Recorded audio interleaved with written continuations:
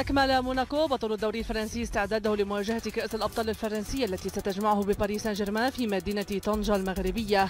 من جانبه خاض باريس سان جيرمان ميرانه الأخير على ملعب طنجة الكبير استعدادا لهذه المواجهة. حظي النجم البرازيلي نيمار باستقبال حار في ميامي لدى حضوره حدثا ترويجيا لشركة نايكي.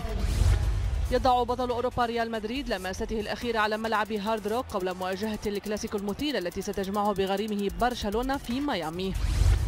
أجرى المكسيكي جوناثان دوس سانتوس حصته التدريبية الأولى مع فريقه الجديد لوس أنجلوس جالاكسي بعد انتقاله إليه قادما من فياريال الإسباني. في بطولة العالم للرياضات المائية توج الروسي إفغيني ريلوف بذهبية سباق 200 متر سباحة على الظهر، وأهدى أنتون شوبكوف روسيا ميدالية ذهبية في سباق 200 متر سباحة على الصدر. ومنحت يوليا إفيموفا ميدالية ذهبية أخرى لروسيا في سباق 200 متر سباحة على الصدر. وأضافت الولايات المتحدة الأمريكية ذهبية جديدة إلى رصيدها بفوز سيدتها في نهائي كرة الماء على ناظرتهن الإسبانيات ب13 هدفا ل6.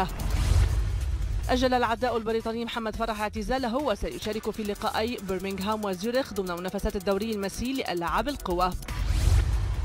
دخل نجم السلة الأمريكية كيفن دورانت كتاب جينيس للأرقام القياسية مسجلا أكبر حصة درس في تاريخ كرة السلة، وذلك في أول زيارة يقوم بها للهند.